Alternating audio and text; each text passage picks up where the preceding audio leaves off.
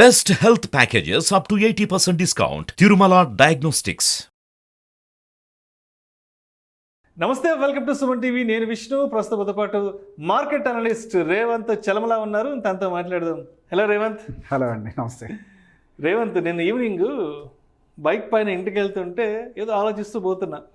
Regular అంతా అంటే కొంత రెగ్యులర్ కంటెంట్ చేస్తున్నాం కదా, ఈసారి ఏదైనా ఒక డిఫరెంట్ టాపిక్ చేద్దామని ఆలోచన వచ్చింది. సరే అంటే ఏ ఎక్స్పర్ట్తో కూర్చున్నా కూడా సేవింగ్స్ ఎలా చేయాలి, ఇన్వెస్ట్మెంట్స్ ఎలా చేయాలి, ఇవన్నీ చేసి ఏ విధంగా ధనవంతులు అవ్వాలి, దీని గురించే మాట్లాడుతున్నాం కదా. సరే, దీనికి కొంచెం అగెనిస్ట్గా, దీనికి కొంచెం ఆపోజిట్గా ఏదైనా ఒక టాపిక్ చేద్దాం అన్నప్పుడు అనిపించింది నాకు, డబ్బుని ఎలా ఖర్చు పెట్టాలి. అంటే ఇప్పుడు డబ్బు సంపాదించడం, దాన్ని సేవ్ చేయడం, దాని ద్వారా మనం కోటీశ్వరుడు, ఇదంతా పెద్ద ఆర్ట్ అనుకుంటే డబ్బు ఖర్చు పెట్టడం కూడా ఒక ఆర్టే కదా. మరి ఈ ఖర్చు పెట్టే ఆర్ట్ని మనం ఎలా పెంపొందించుకోవాలంటారు? బేసిక్గా డబ్బులు దాచిపెట్టుకోవడం కంటే కూడా అండి సార్, డబ్బుల్ని ఎలా ఖర్చు పెడతారు అన్న దాన్ని బట్టి ధనవంతులు అవుతారు. బేసిక్గా ఎస్ఐపి కట్టండి, చిట్టీలు కట్టండి, భూములు కొనుక్కోండి, ఫ్లాట్లు కొనుక్కోండి, బంగారం కొనుక్కోండి, ఓకే, ఇదంతా చెప్తారు. మీరు అన్నట్టుగా అందరికీ తెలిసిన సబ్జెక్ట్. ఒక రకంగా చెప్పాలంటే మార్కెట్ అందరికీ పరిచయమైన సబ్జెక్ట్. పోస్ట్ ఆఫీస్ లో వేసుకోండి, ఫిక్స్డ్ డిపాజిట్ కట్టుకోండి, గోల్డ్ కొనుక్కోండి, చిట్టీలు వేసుకోండి. ఇది కొన్ని తరాలుగా మన ఇంట్లో పేరెంట్స్ చెప్తున్నారు, స్కూల్లో టీచర్లు చెప్తున్నారు, తెలిసిన వాళ్ళు చెప్తున్నారు, బంధువులు చెప్తుంటారు, పక్కింటి వాళ్ళు చెప్తుంటారు, ఇలాంటి ఎక్స్పర్ట్స్ టీవీలో కూడా చెప్తుంటారు. అవును, కానీ ఎక్స్పెండిచర్ కి సంబంధించి మాత్రం చెప్పిన వాళ్ళు చాలా తక్కువ మంది. సో మీరు చెప్పిన దానికి సంబంధించి the best example, the best cash flow ఎలా ఉండాలి అనే దాని గురించి మనకి రాబర్ట్ కియోసాకి గారు రిచ్ డాడ్ పూర్ డాడ్ అనే పుస్తకంలో చాలా క్లియర్ గా ఎక్స్ప్లెయిన్ చేశారు. Rich dad poor dad, exactly. ఆ బుక్ కు సంబంధించి చాలా ఇంటర్వ్యూస్ లో చెప్తుంటాను. ఒక మనిషికి భగవద్గీత ఎంత ఇంపార్టెంటో, బైబిల్ చేతులు ఎలా పట్టుకుంటారో, రిచ్ డాడ్ పూర్ డాడ్ అనే పుస్తకాన్ని ఎప్పుడు మనిషి జీవితకాలం క్యారీ చేస్తూనే ఉండాల్సిన ఇంపార్టెంట్ బుక్. ఇప్పుడు ఎక్స్పెండిచర్ అనేది దాన్ని బేస్ చేసుకునే అండి, ఇప్పుడు ఎవరు పేదవాళ్ళుగా మారాలి, ఎవరు మధ్యతరగతి వాళ్ళుగా మిగిలిపోతారు, ఎవరు ధనవంతులుగా ఉంటారు అనేది కేటగరైజ్ అవుతుంది. సో ఒక్కొక్కరికి ఒక్కొక్క ఎక్స్పెండిచర్ ప్యాటర్న్ అనేది ఉంటుంది. మనం ధనవంతులుగా మారాలి అని అంటే మన ఎక్స్పెండిచర్ ప్యాటర్న్ ఒకలాగా ఉండాలి. మనం మిడిల్ క్లాస్ వాళ్ళగానే మిగిలిపోవాలి అని అంటే మన ప్యాటర్న్ ఒకలాగా ఉంటుంది. లేదు మనం ఇంకా ఉన్నది ఉంచుకుంది మొత్తం పోగొట్టుకునేనా పర్లేదులే అట్లా ఉండాలి అని అంటే, అంటే పూర్ లాగా ఉండాలి అని అంటే మన ప్యాటర్న్ ఇంకో రకంగా ఉంటుంది. సో బేసిక్గా అంటే డబ్బులు సంపాదించడం అనేది అందరూ సంపాదిస్తారు. ఒక్కొక్కరికి అమౌంట్ మారుతూ ఉండొచ్చు, అంటే ఫిగర్స్ మారుతూ ఉండొచ్చు. ఇప్పుడు సో కాల్డ్ రిచ్ పర్సన్ కానీ ధనవంతులని కానీ మనం ఎవరినైతే చెప్పుకుంటున్నామో వాళ్ళందరికేమి ఒకప్పుడు వాళ్ళ బిగినింగ్ ఆఫ్ ద కెరియర్లో వాళ్ళకేమి కోట్ల రూపాయలు ఒకేసారి వచ్చి వాళ్ళ మీద పడలేదు.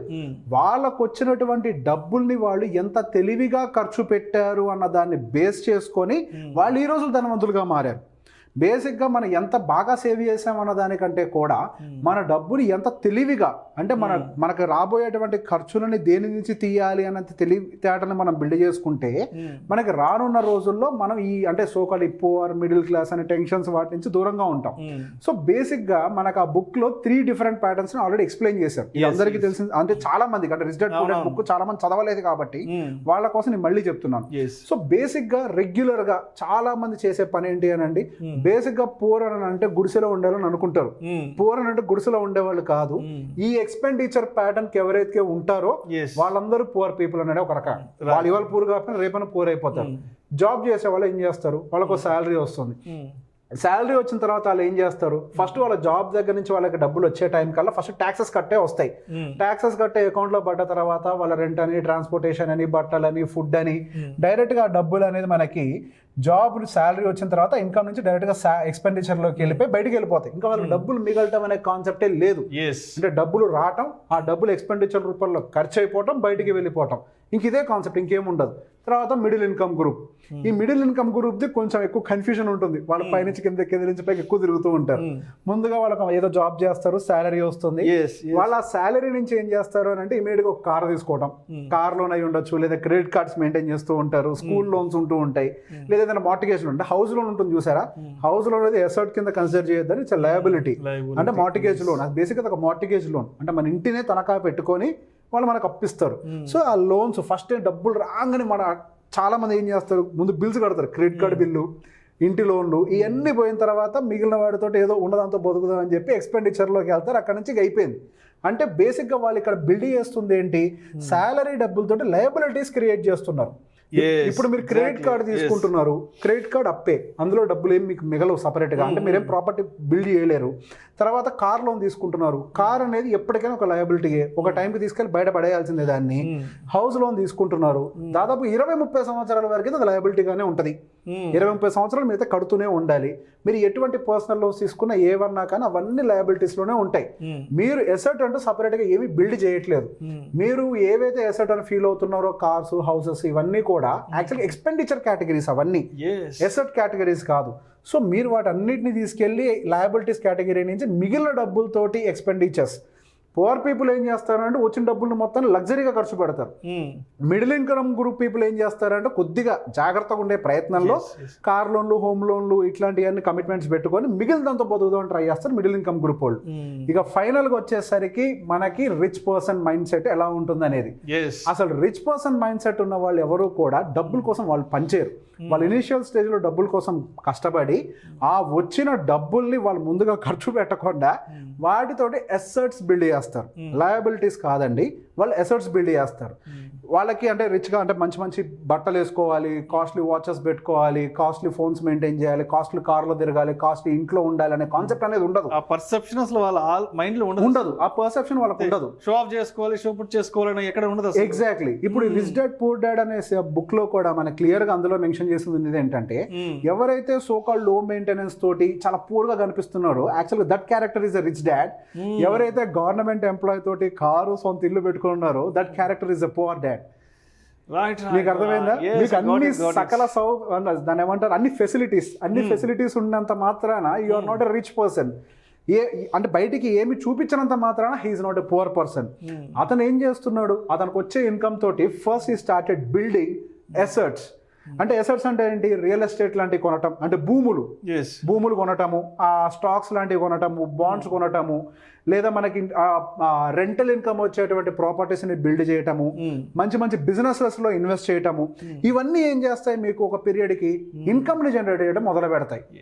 రియల్ ఎస్టేట్ మీరు any type of real estate తీసుకోండి, ఎంటీ ల్యాండ్ అయినా తీసుకోండి, డెవలప్మెంట్కి ఇస్తే మీకు కొంత ఇస్తారు, దాని నుంచి మీకు రెంటల్ ఇన్కమ్ వస్తుంది. ఈ రోజుల్లో అయితే ఎంటీ ల్యాండ్ కూడా డైరెక్ట్గా రెంట్స్కి తీసుకుంటున్నారు, దాని నుంచి మీకు రెంటల్ ఇన్కమ్ వస్తుంది. మీరు స్టాక్స్ తీసుకోండి, స్టాక్స్ నుంచి మీకు డివిడెండ్స్ వస్తాయి. డివిడెండ్ బేస్ స్టాక్స్ తీసుకున్నారు అనుకోండి, 6%, 7%, 10-12% రిటర్న్స్ ఇచ్చే స్టాక్స్ మన దగ్గర ఉంటాయి. అండ్ ఆ స్టాక్స్ అప్రిషియేషన్ వస్తూ ఉంటుంది, అంటే మీకు ప్రాపర్టీ వాల్యూ అప్రిషియేట్ అవుతూ డివిడెండ్స్ రూపంలో ఇన్కమ్ వస్తూ ఉంటుంది. బాండ్స్ తీసుకోండి, రిస్క్ ఫ్రీ ఇంట్రెస్ట్ ఇస్తూ ఉంటుంది గవర్నమెంట్ కానీ, ప్రైవేట్ బ్యాంక్స్ ఇచ్చే బాండ్స్ కానీ, కంపెనీ బాండ్స్ కానీ, ఇవన్నీ కూడా రిస్క్ ఫ్రీ ఇన్కమ్ ఇస్తూ ఉంటాయి.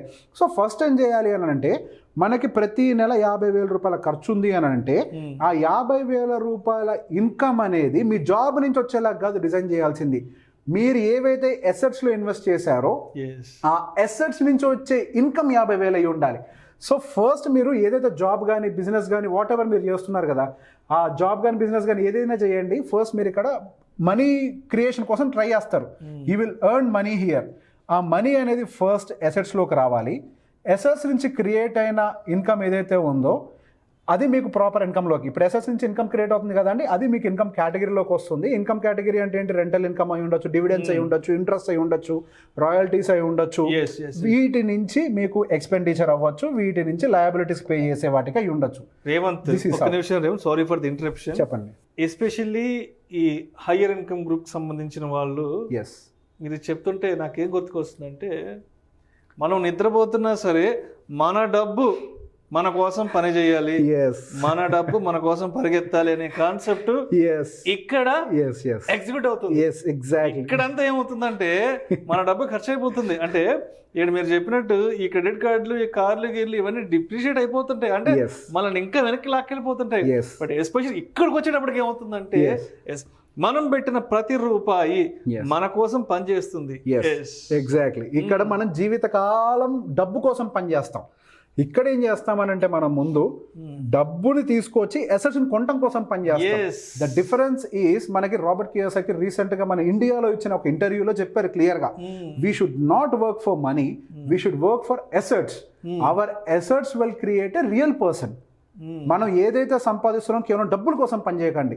మనం ఏవైతే టార్గెట్స్ పెట్టుకుంటామో ఎసెట్స్ని బిల్డ్ చేసే దానికోసం కనుక మనం వర్క్ చేస్తే అవే మన జీవిత కాలం ఒక మనిషిని ఎదగటానికి కానీ జీవితకాలం కాపాడటానికి కానీ అవే పనికి వస్తాయి. రైట్. అయితే ఇక్కడ ఒక విషయం స్పష్టంగా అర్థమవుతుంది రేవంత్, ఇక్కడ పెట్టే ప్రతి రూపాయి ఎక్కడ డిప్రిషియేట్ కాదు, ఇది అప్రిషియేట్ అయ్యి మనల్ని ధనవంతులుగా కోటీశ్వరులుగా మార్చడానికి ముందుకు తీసుకెళ్తుంది. ఎగ్జాక్ట్లీ.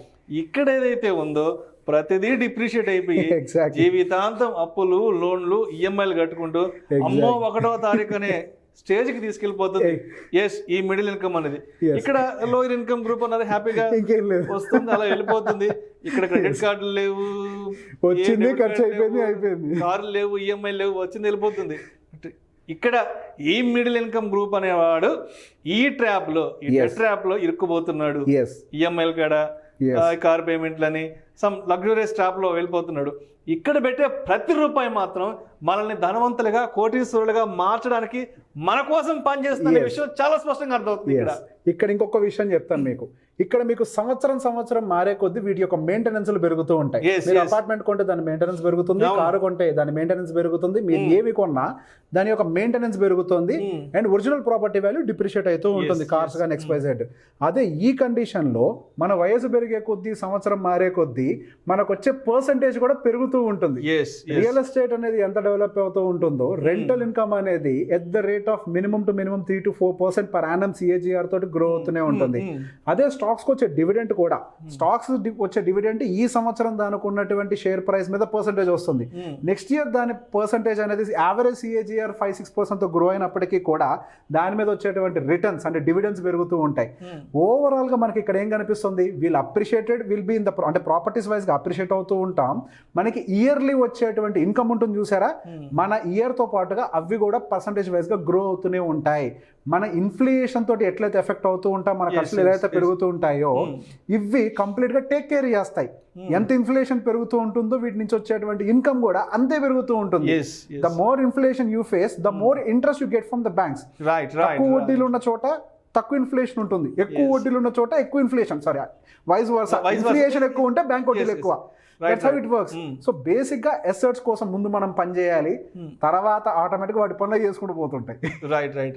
రేవంత్, అయితే ఇప్పుడు ఈ మిడిల్ ఇన్కమ్ గ్రూప్ కి సంబంధించి మనం అనుకున్నాం ఇక్కడ కొన్ని రకాల ఖర్చులు లేదంటే కొన్ని రకాల ఇన్వెస్ట్మెంట్స్ అనేవి మనల్ని కిందకి తీసుకెళ్ళిపోతాయి, అప్పుల్లోకి తీసుకెళ్ళిపోతాయి, లేదంటే ఆ వస్తువులు డిప్రిషియేట్ అవుతాయి అని మాట్లాడుకుంటున్నాం. సరే, ఒక లాస్ట్ 3-4 days బ్యాక్ నేను మా మిస్సెస్ కూర్చొని మాట్లాడుకుంటున్నాం. ఏదైనా ఒక ఈఎంఐలో ఏదైనా ఒక లోన్ తీసుకుని ఏదైనా ఒక చిన్న కార్ తీసుకున్నాం అని మా వైఫ్ డిస్కషన్ స్టార్ట్ అయినప్పుడు నేను అన్నాను, ఈ కార్లు గిర్లు కొనుక్కుంటూ పోతే ఇవి మనల్ని కోటీశ్వరులు ఏం చేయవు. ఇవాళ 5 లక్షలు 10 లక్షలు పెట్టి కొన్నామంటే కారు అదొక 5-6 ఏళ్ళకి ₹1,00,000 50,000 వచ్చేస్తుంది కదా అని నేను ఆ మాట అన్నాను. దానికి మా మిస్సెస్ ఏమన్నారంటే, అంటే కారు డిప్రిషియేట్ అవుతుంది కదా అని మరి కార్లో తిరగకుండా ఉంటావా, బైక్ డిప్రిషియేట్ అవుతుంది బైక్లో తిరగకుండా ఉంటామని తన వర్షన్ తను చెప్పింది. మరి ఇలాంటి సినారియోని మనం ఎట్లా చూడాలంటారు? పర్ఫెక్ట్గా సార్. ఇప్పుడు మీరు ఏదైతే టార్గెట్ కార్ అనుకుంటున్నారో బేసిక్గా మీరు కార్ కొనుక్కోవాలనే విషయాన్ని 5 ఏళ్ల ముందు డిసైడ్ అయ్యి ఉండాలి. నా పలానా టైంకి నా పిల్లలు ఈ వయసుకు వస్తారు, సో నాకు ఈ టైంకి నా ఏజ్ కూడా సహకరించకపోవచ్చు, పొల్యూషన్ కూడా పెరుగుతుంటుంది, కార్ కొనాలనే విషయాన్ని మీరు ముందుగా డిసైడ్ అయ్యి ఈ 5 సంవత్సరాల పాటు అట్లీస్ట్ ఆ కార్ మెయింటెనెన్స్ ఏదైతే ఉంటుందో, డీజిల్ ఆ మెయింటెనెన్స్ ఎంత తక్కువ వేసుకున్నా నెలకు ₹3,000 కార్ డీజిల్ ఇప్పుడున్న ఒక పరిస్థితుల్లో తక్కువ తిరిగే వాళ్ళకి అయితే ఉంటుంది. యావరేజ్గా మీకు సంవత్సరానికి వచ్చేసరికి ₹36,000 డీజిల్ ఖర్చు వస్తూ ఉంటుంది. దాని మీద మీకు యావరేజ్గా ఒక ₹10,000 మెయింటెనెన్స్ చేసుకున్నా కానీ ఒక ₹50,000 అయితే ఈఎంఐ పక్కన పెట్టేసి ₹50,000 మీకు ఈఎంఐ మెయింటెనెన్స్ అయితే వస్తుంది. మీరు అట్లీస్ట్ ఆ ₹50,000 ఖర్చు ఏదైతే ఉందో మీరు ఈ 5 సంవత్సరాలు ఒక దగ్గర ఏదైతే ఇన్వెస్ట్ చేయాలనుకుంటున్నారో చేసేసి ఆ కార్ యొక్క మెయింటెనెన్స్ డబ్బులు దీని నుంచే రావాలి. అట్లీస్ట్ యాక్చువల్గా మనకి ఈఎంఐ డబ్బులు మందం కూడా వస్తే మంచిది, కానీ అంత అక్యుములేట్ చేయడం చాలా కష్టం. బికాస్ నెలకి ₹25,000 ₹20,000 ఈఎంఐకి తీయాలి అని అంటే the investment should be very huge. Somewhere around ఏదో ₹1,00,00,000 పెడితే తప్పి సహజంగా సాధ్యం కాదు. అట్లీస్ట్ మనకి 70-80 lakhs. బట్ మనకి సంవత్సరానికి 50-60 వేల రూపాయలు బయటికి తీయాలి అని అంటే అది పెద్ద కష్టమైన పనేం కాదు. గట్టిగా ఒక 10 లక్షల రూపాయలు ఎఫ్డి చేసినా కానీ మీకు 60 వేల రూపాయలు వస్తాయి. వాటిని మ్యూచువల్ ఫండ్స్ లో వేసినా కానీ at the rate of 6% grow అవుతూ మీరు అట్లీస్ట్ 6% SWP యాక్టివేట్ చేసినా సంవత్సరానికి వాటి రిటర్న్స్ యావరేజ్ గా 10 లక్షల రూపాయలకి 1,20,000 అప్రిషియేషన్ ఉంది అని అనుకున్నా 60,000 అక్కడ ప్రాపర్టీ అప్రిషియేట్ అవుతుంది, 60,000 మీ కార్ మెయింటెనెన్స్కి వస్తుంటుంది. సో మీరు ఇక్కడ జేబులో నుంచి కట్టేదంటూ ఏమీ లేదు. మీరు అదనంగా మీరు చేయాల్సింది ఏంటి అని అంటే ఏదైతే మీరు కారు కొనాలనుకుంటున్నారో అట్లీస్ట్ దాని వరకు పే చేస్తారు. మెయింటెనెన్స్ మీ చేతుల్లో ఉండదు. సార్ మీ దగ్గర మంచి డబ్బులు ఎప్పుడో వస్తాయి, మీరు 5 ఏళ్ళు కాదండి, కార్కి ఇప్పుడు 15 ఏళ్ళు లైఫ్, 15 ఏళ్ళు వాడాలనుకుంటున్నారు, 5 ఏళ్ళు EMI క్లియర్ చేస్తారు, తర్వాత 10 సంవత్సరాల వరకు కూడా మీ కారు యొక్క మెయింటెనెన్స్ మీ జేబులోంచి పడకూడదు. మీరు కంప్లీట్గా రిస్క్ ఫ్రీ అయ్యి ఉండాలి, మెయింటెనెన్స్ ఫ్రీ అయ్యి ఉండాలి. సో మీరు ముందు ఇన్వెస్ట్ చేసి దాని రిటర్న్స్ ప్లాన్ చేసుకొని ఆ తర్వాత కొనుక్కోండి. Maybe that is nothing but financial independence. Yes, exactly. మీ కారుని ఆ ఫండ్స్ చూసుకుంటాయి, అవి చూసుకుంటాయి. సో ఒకటో తారీఖు వచ్చేటప్పటికి మనం భయపడిపోయి దీనికి సంబంధించిన ఈఎంఐలు మన కంగారు కూడా ఉండదు, అవసరం లేదు. ఇక్కడ ఇంకో అడ్వాంటేజ్ అంటే మీరు అక్కడ ఆల్రెడీ ఒక 10 లక్షల రూపాయలు సేవ్ చేశారు కాబట్టి any emergency will have fund there. మీకు ఫండ్ ఉంటుంది అండ్ మీ కార్ మెయింటెనెన్స్ కి వస్తున్నాయి డబ్బులు. First invest, take returns from there and spend. Right. Thank you so much, Revant. రెగ్యులర్గా సేవింగ్స్ తర్వాత ఇన్వెస్ట్మెంట్స్ దీని గురించి మాట్లాడి బోరింగ్ అయిపోయింది ఈ మధ్య. సో అసలు సంపాదించిన డబ్బుని ఎలా ఖర్చు పెట్టాలి, ఖర్చు చేయడం ఎలా అన్న దాని మీద కూడా వీడియో టాపిక్ చేద్దాం అనుకున్నాను. సో లక్కీగా ఇవాళ మీ ద్వారా దానికి సంబంధించిన క్లియర్ పిక్చర్ నేను తెలుసుకున్నాను, మన ప్రేక్షకులకు కూడా తెలియజేయగలిగాను. Thank you so much Revanth. And ఈ వీడియో కనుక మీకు నచ్చినట్లయితే లైక్ చేయండి, షేర్ చేయండి, మీ అభిప్రాయాన్ని వీడియోస్ కింద కామెంట్స్ రూపంలో మాకు తెలియచేయండి. Thank you so much. Thank you.